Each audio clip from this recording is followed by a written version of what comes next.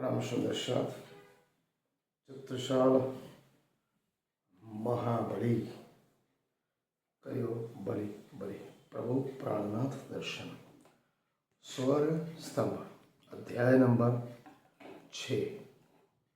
सबसे बड़ा सवाल। शीर्षक अध्याय का सबसे बड़ा सवाल। कथित तौर पर अपने आप को सुपर कास्ट, सभ्य, विकसित एवं सांस्कृतिक धरोहर के धनी कहने वाले भारत एवं साथ साथ अन्य देशों की प्रजाएं। प्राचीन काल में भारत सोने की चिड़िया कहा जाता था। हर एक विदेशी भारत भूमि के अलावा के यूरोपियन, फ्रांसीसी, सोवियत, तुर्की या मुगल इस देश में आए, आक्रमण किया, लूटपाट की, मारकाट की, वापस चले गए। भारत का युग स्वर्ण युग था। सोने की चिड़िया थी। एक नाविक जहाज जिसका नाम था कोलंबस, उसके दिल में अदम्य इच्छा थी कि मैं भारत को ढूंढूं। भारत देश कहाँ?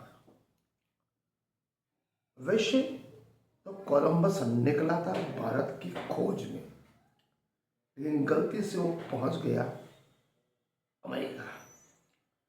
उसने अमेरिका में खोज निकाला, जबकि उसको खोजना था भारत।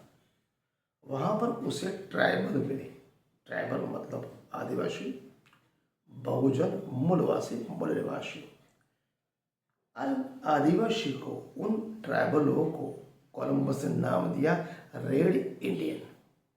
कालांतर में यूरोप के कई देश से अलग अलग लोग उसी संशोधित अमेरिकन खंड में आए और अमेरिका देश में बसे और अपने आप के साथ साथ अमेरिका का विकास किया। आक्रमणकारी जो भी अलग अलग देश से आए थे, उन्होंने रेड इंडियनों को पराजित किया। छल कपट से, निजी महत्वाकांक्षा से, स्वार्थवश, अपनी इच्छा से, और उनकी धरती छीन ली और कहने लगे अमेरिका हमारा देश। अमेरिका पर कब्जा करने के बाद लोग कैसे थे? सभ्य थे, विकसित थे, संस्कृत के धरोहर थे, अपने आप को उच्चतम श्रेष्ठ मानते थे। उन्होंने सोचा अगर कल इतिहास लिखा जाएगा, इतिहास पढ़ा जाएगा, तो क्या लिखा जाएगा कि हम लोग तो बाहर से आए, बाहरी ताकत थे, सभ्य थे, विकसित थे, सांस्कृतिक धरोहर थे, लेकिन हमने यहाँ के लोगों से धरती छीनी और अपने बनाई। मतलब हमें कहा जाएगा आक्रमणकारी, लुटमार करने वाले लुटेरे, जो उन्हें कतई मंजूर नहीं था।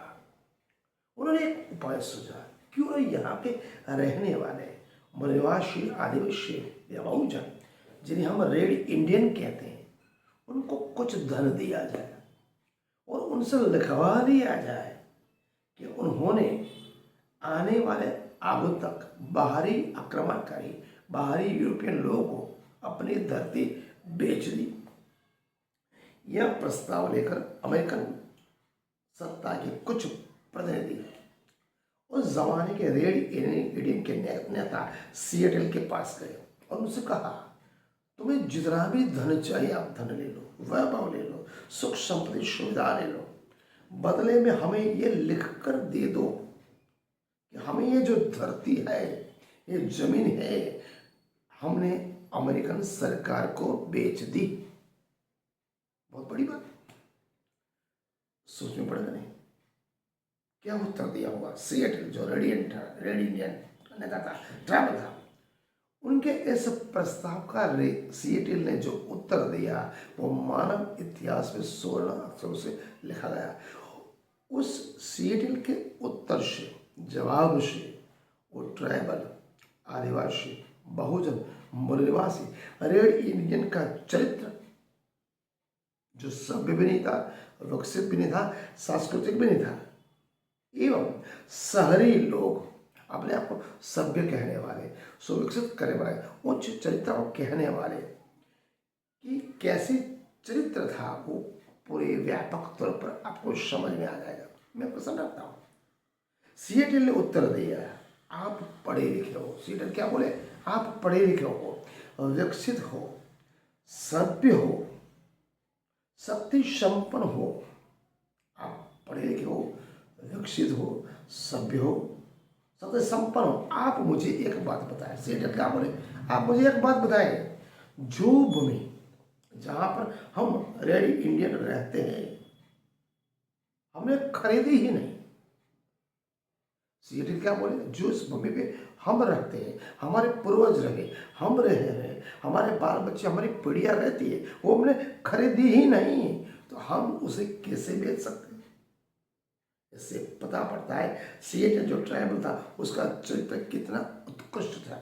सिएटल के इस प्रश्न के आगे अमेरिकन प्रतिनिधि जो मंडल था वो निरुत्तर रह गया, हक्के बक्के रह गया।